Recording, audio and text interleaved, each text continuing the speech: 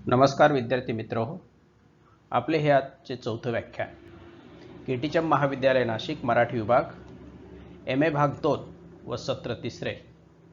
आपला जो विषय आहे तो लोकसाहित्याची मूलतत्वे आणि मराठी लोकसाहित्य. त्यातला घटक जो आहे लोकसाहित्याच्या अभ्यासकांच्या व्याख्या. मागच्या व्याख्यानात आपण भारतीय लोकसाहित्य अभ्यासक जे आहेत त्यांच्या व्याख्या आपण बघितल्या आणि नंतरच्या भागामध्ये आपण पाश्चात्य अभ्यासकांच्या व्याख्या बघितल्या. आजच्या भागामध्ये आपण उर्वरित जे पाश्चात्य अभ्यासक आहे त्यांच्या व्याख्या बघणार आहोत. याच्या अगोदरच्या व्याख्यानात आपण जॉन बॅलिस, मॅरियस बार्ब्यू, विल्यम बॅस्कम, B.A. बॉटकिन, त्यानंतर Aurelio Espinosa, George Foster, Theodore H Gaster, John Mish ह्या अभ्यासकांच्या मीमांसकांच्या आपण व्याख्यांचा अभ्यास केलेला आहे.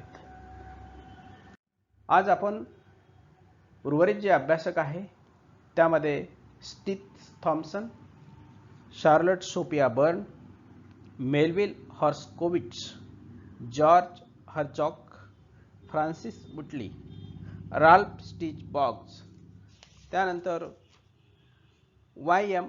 शकोला, R.D. जेम्सन, गर्टूड Kurath, MacEdward Leach, Francis Potter, M.W. Smith, Archer Taylor ह्या अभ्यासकांच्या आपण व्याख्या बघणार आहोत. लोकसाहित्याबद्दल त्यांनी आपल्या संकलनातून किंवा त्या प्रांतात त्यांना ज्या घटकांचा लोकसाहित्यातील घटकांचा त्यांनी अभ्यास केलेला आहे त्या घटकानुसार त्यांनी आपल्या व्याख्या देण्याचा प्रयत्न केलेला आहे.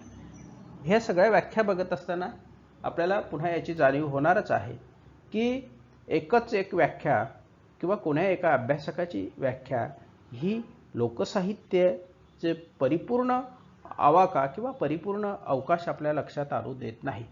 कारण कुठेतरी त्यात त्रुटी आपल्याला दिसतात, कुठला तरी लोकसाहित्याचा भाग आपल्याला सुटलेला दिसतो. म्हणून लोकसाहित्याची परिपूर्ण व्याख्या करणं अजून तरी कुठल्याही अभ्यासकाला शक्य झालेलं नाही. तरी पण ह्या सगळ्या व्याख्या बघितल्यानंतर लोकसाहित्याचे अंग प्रत्येक व्याख्येमध्ये कुठल्या ना कुठल्या रूपाने आपल्याला दिसते. म्हणून ह्या व्याख्या आपण अभ्यासणं महत्त्वाचं आहे. चला तर आपण आता ह्या अभ्यासकांच्या व्याख्यांचं चर्चा करूया.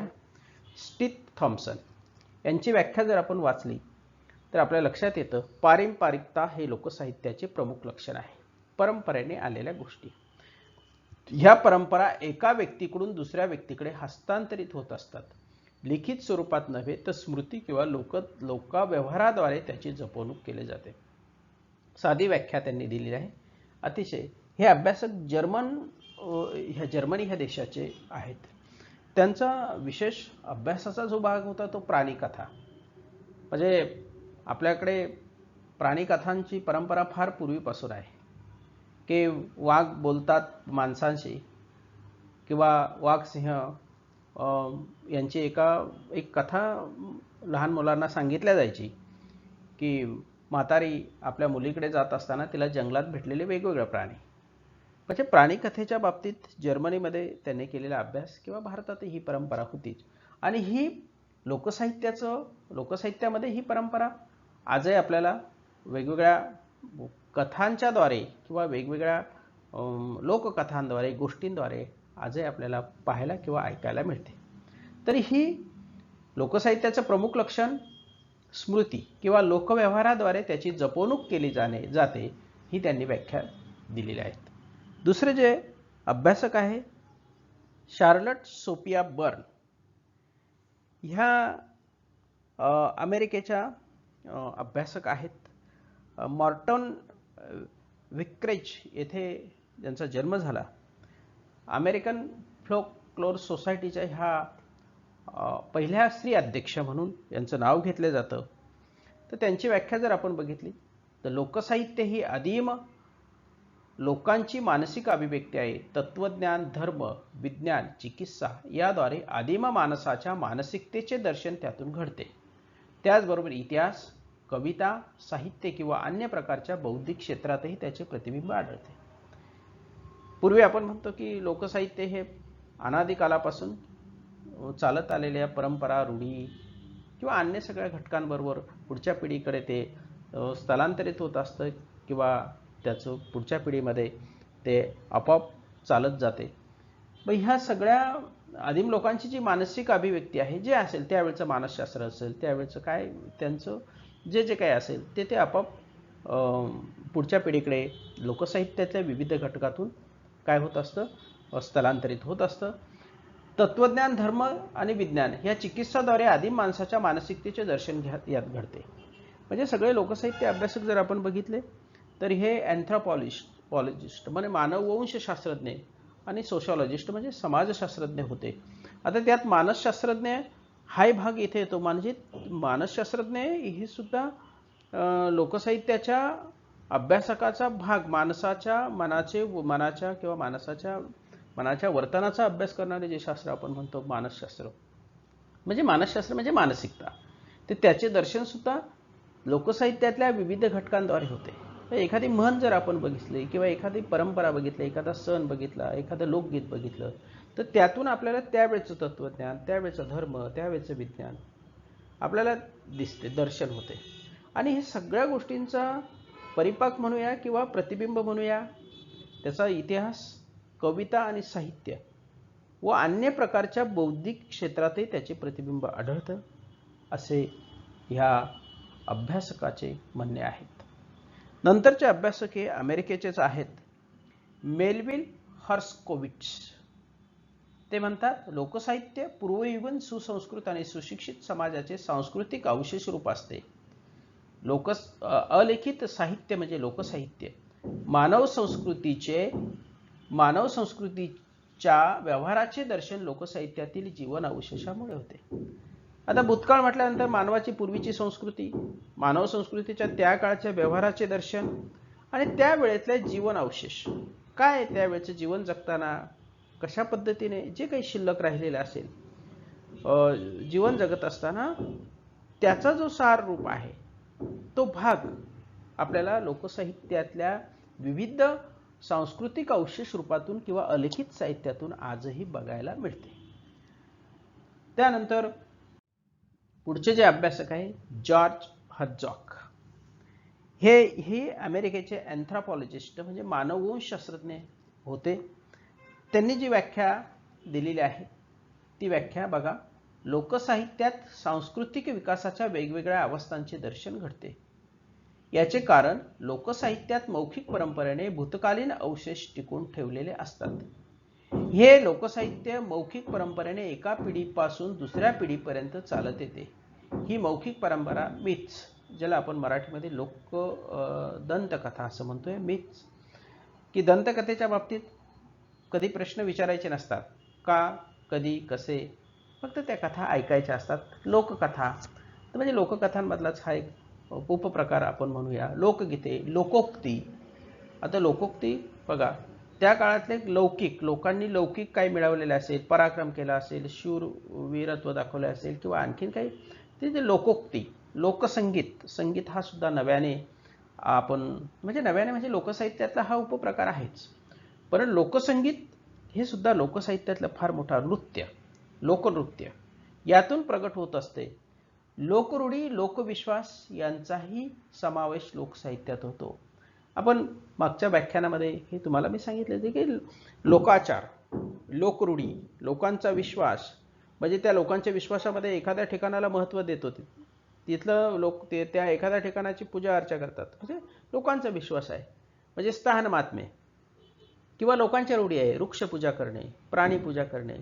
लोकांच्या रूढी आहेत की विशिष्ट दिवसांमध्ये उपवास तापास करणे.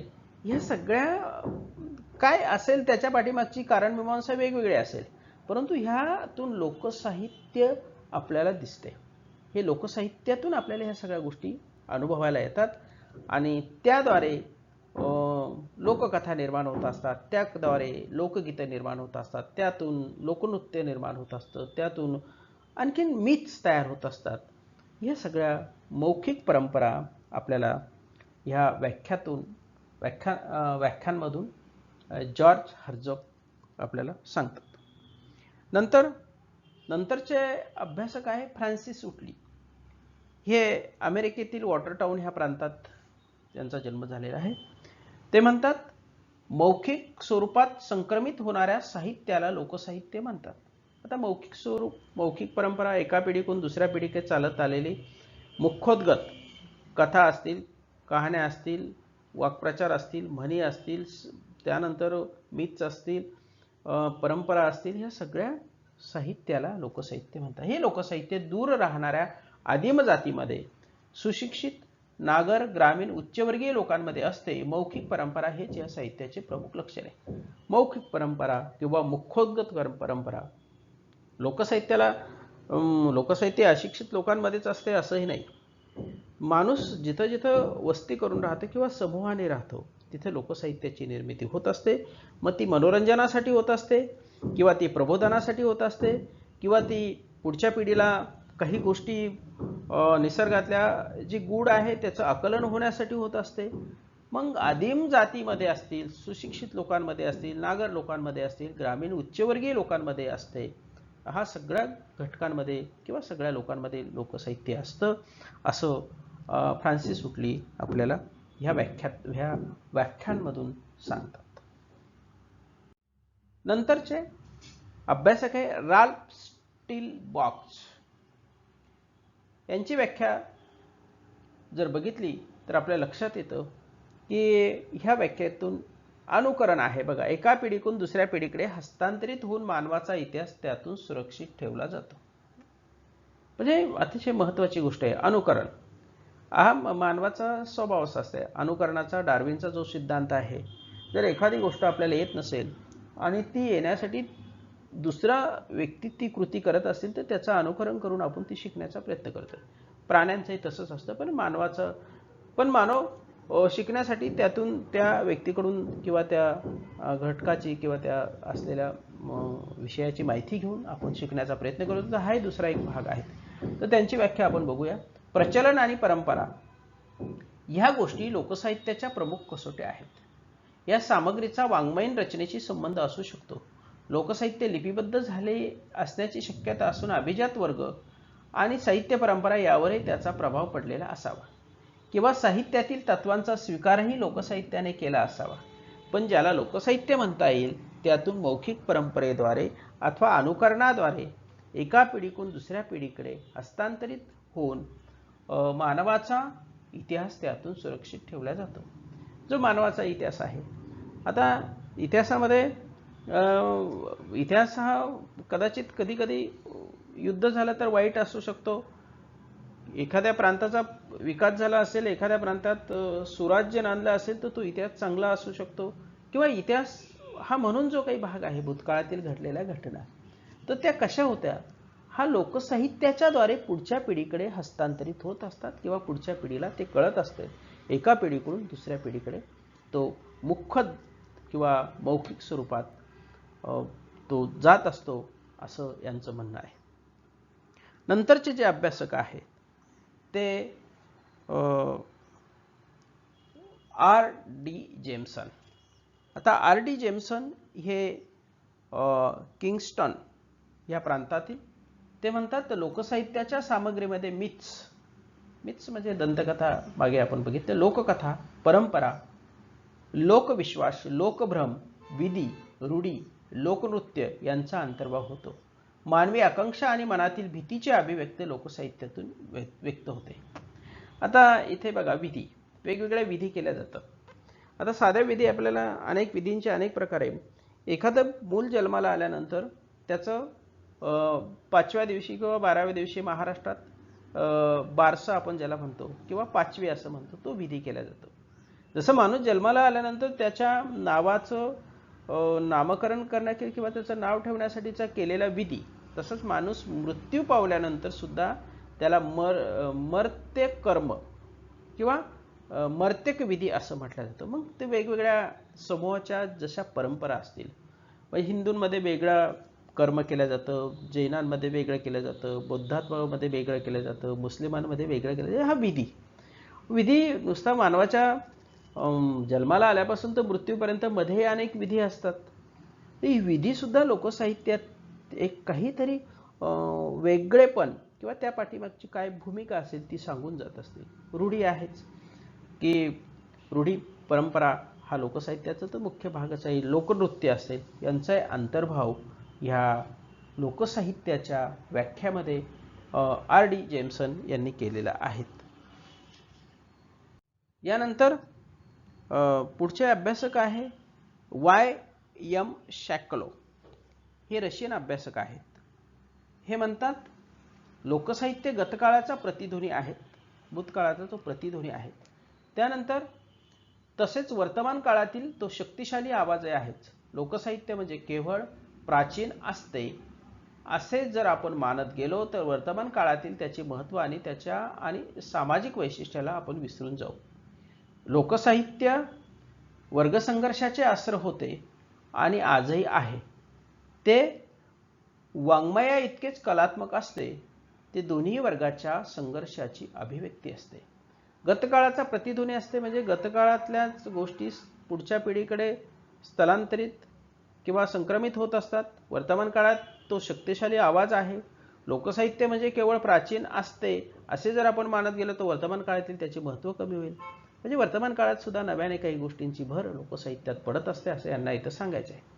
सामाजिक वैशिष्ट्याला आपण आत्ताचे सामाजिक वैशिष्ट्य बदलत्या आधुनिक युगामध्ये, यंत्रयुगामध्ये किंवा तंत्रयुगामध्ये किंवा विज्ञान युगामध्ये किंवा माहिती तंत्रज्ञान युगामध्ये, IT च्या युगामध्ये आपण ही वैशिष्ट्ये आता बऱ्यापैकी लोकसाहित्यामध्ये कळत न कळत ती वैशिष्ट्य त्याच्यामध्ये येतील.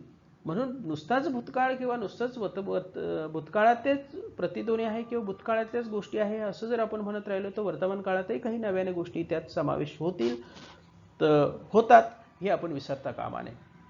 लोकसाहित्य वर्गसंघर्षाचे अस्त्र होते आणि आजही आहेत. तर वर्गसंघर्ष आता माणूस हा समूहाने राहणारा प्राणी आहे. माणूस हा एकटा राहत नाही. पण समूह तो कसा समूहाने राहतो की एका विशिष्ट विचारधारेची माणसं एकत्र आली की तो एक वर्ग तयार होतो. म्हणजे साध्या गोष्टी आहे.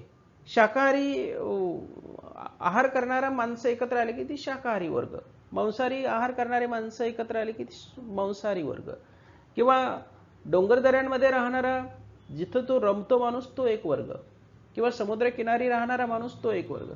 आणि माणसं एकमेकांचे विचारधारा एकमेकांवर लादायला लागली की कळत न कळत संघर्ष तयार होतो. म्हणजे लोकसाहित्य माणूस हा इथून तिथून एकच असतो, परंतु माणसाला दिलेली बुद्धिमत्ता त्या बुद्धिमत्तेवरच्या द्वारे माणूस इतरांवर आपलं अभिराज्य किंवा साम्राज्य करण्याचा प्रत्येकजण प्रयत्न करत असतो. आणि तिथे मग जेते आणि किंवा विजयी होणारे आणि हरणारे यांच्यात कळत न कळत हा संघर्ष चालतो. लोकसाहित्यामध्ये त्याचं कळत न कळत प्रतिबिंब दिसतं किंवा अस्त्र वर्गसंघर्षाचे अस्त्र होते आणि आजही आहे. ते वाङ्मया इतकेच कलात्मक असते. हे दोन्ही वर्गाच्या संघर्षाची अभिव्यक्ती असते असं यांचं म्हणणं आहे. नंतरचे अभ्यासक आहे ते आहे गर्ट्रूड कुरात. हे अमेरिकन डान्सर होते, म्हणजे नृत्य कलाकार होते. शिवाय ते ऑथरही होते, लेखक, संशोधक, जवळजवळ बहुआयामी व्यक्तिमत्व असलेले हे अभ्यासक. यांनी हे शिकागो प्रांतात राहणारे यांनी लोकसाहित्याची व्याख्या कशी केली. लोकसाहित्याची निर्मिती सामूहिक स्वरूपाची असून त्यात लोककथा, लोकभ्रम, तालगीते, निसर्गातील दैवी शक्ती ही त्यांची उत्सव रूप, लोकनृत्य यांचा समावेश होतो. आता उत्सवाच्या वेळेस जी उत्सव जे केले जाते, वेगवेगळे पुराणकथेमधील काही देवदेवतांची उत्सवे असतील, काही सणवाराच्या निमित्ताने जो उत्सव केला जातो. आता महाराष्ट्रामध्ये आता आपल्याकडे दसरा किंवा दिवाळीचा उत्सव असेल, किंवा नव्यानेच आपण गणपतीचा उत्सव साजरा करतो, किंवा अनेक उत्सव जे आहेत ते लोकनृत्य यांचाही समावेश होतो. पुराणकथेपेक्षा लोकसाहित्यातील कथांचे स्वरूप भिन्न असते. पौराणिक ज्या कथा आहे, जर आपण भारताचा विचार केला, भारतामध्ये पुराण कथा खूप आहे. 18 पुराण आहे, दशावतार कथा आहे. पुराणकथेमध्ये आपण पौराणिक कथे महाभारत, रामायण ह्या पौराणिकच कथा आहे. तर ह्या कथेपेक्षा लोकसाहित्यातील कथांचे स्वरूप भिन्न असते असं यांचं म्हणणं आहे. यापैकी अनेक गोष्टींचा उगम विधीत असला तरी कालपरत्वे व्यक्ती त्यात बदल करीत असतात, त्यामुळे त्यातील धार्मिकतेचा किंवा विधीचा भाग कमी होत जातो, हे त्यांनी मांडलेलं मत आहे. कारण ह्या अनेक गोष्टींचा उगम विधी, वेगवेगळ्या विधी केल्या जाणे. आता विधी तुम्हाला सांगितलं की मरते विधी किंवा मेल्यानंतर माणसाचा जो अंत्यविधी असतो त्याला विधी असं म्हणतो, किंवा माणूस मुलगा जन्माला आल्यानंतर केला जाणारा विधी, किंवा एखादा सण उत्सव साजरा करताना केला जाणारा विधी असला तरी कालपरत्वे व्यक्ती त्यात बदल करीत असतात. कालपरत्वे आता विज्ञान युगामध्ये हा विधी कसा केला जातो, पुन्हा आणखीन 1000 वर्षे मागे गेला तरी आणखीन स्टोन एज ज्याला आपण म्हणतो त्यावेळेस तो विधी कसा केला जातो, त्याही अति प्राचीन काळामध्ये माणूस कसा तो विधी करत असेल, तर त्या बदल होत असतात. त्यामुळे त्यातील धार्मिकतेचा किंवा विधीचा भाग कमी होतो. धार्मिकता ही इथं हा मुद्दा त्यांनी इथं सांगितलेला आहे. तर तो विधीचा भाग किंवा त्यात बदल होणे हे अपरिहार्य आहे. बदलत्या काळानुसार बदलती साधन सामुग्री, बदलते शोध यामुळे तो निश्चितच कमी होणार असं मत त्यांनी मांडलेलं आहे. नंतरचे अभ्यासक आहे मॅक एडवर्ड लिच. हे अभ्यासक कॅनडा ह्या देशातील आहेत. यांचं म्हणणं आहे की लोकसाहित्य हा एकसंध आणि अविकसित तसेच निरागस लोकांचा ज्ञानसंग्रह आहे. या लोकसमूहाची एकसंधता भौतिक कारणाने नसते, तर त्यामागे भावनांची प्रेरणा असते. ही भावनांची प्रेरणा सर्व आविष्कारांनी संस्कारित करून एकाच वेळी लोकसमूहातील ऐक्यभाव आणि लोकघटकांची व्यक्तिवैशिष्ट्ये ह्या दोघांची जोपासना करते. लोकसाहित्य हे मूलतः व्यक्तिनिर्मित असते, परंतु लोकसमूहाने स्वीकारलेले असते. त्याचे नव्या रूपात सर्जन घडत असते. याचाच अर्थ असा की त्यात आवृत्ती आणि पुनर्निर्मिती ही प्रक्रिया चालू असते.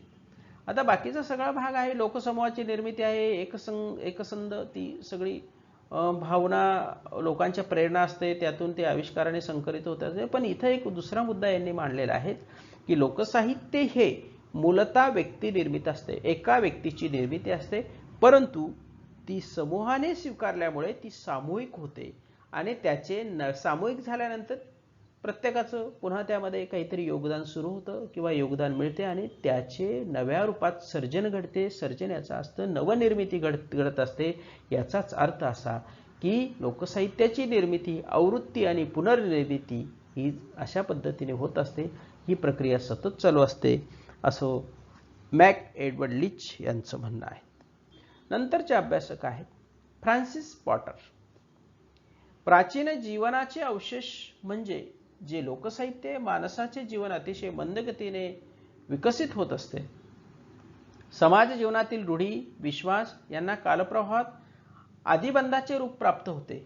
ह्या आदिबंधांना संस्कृतीच्या प्रवाहात नवे रूप प्राप्त होते, पण मूळ आदिबंध तसेच राहतात. त्यामुळे सर्व आबालवृद्धांना आनंद देण्याचे सामर्थ्य त्यांच्यात असते. आदिबंधाचे नवे रूप पाहिल्यावर पुनर्प्रत्ययाचा आनंद मिळतो. लोकसाहित्य ही संज्ञा विधी, लोकविश्वास, लोकभ्रम, रूढी, आचार, लोककथा, लोकगीते यांना उद्देशून वापरली जाते. तसेच लोकसाहित्याच्या शास्त्रीय स्वरूपाच्या अभ्यासालाही लोकसाहित्य असेच म्हटले जाते. इथं पुन्हा तो भाग आहेच की आदिबंधाचे नवे रूप पाहिल्यावर पुनर्प्रत्ययाचा आनंद ज्यातून मिळतो. लोकसाहित्य ही संज्ञा विधी, लोकविश्वास, लोकभ्रम, रूढी, आचार, लोककथा, लोकगीते यांना उद्देशून जशी वापरले जाते, तसेच लोकसाहित्याच्या शास्त्रीय स्वरूपाच्या अभ्यासालाही लोकसाहित्य असे म्हटले जाते.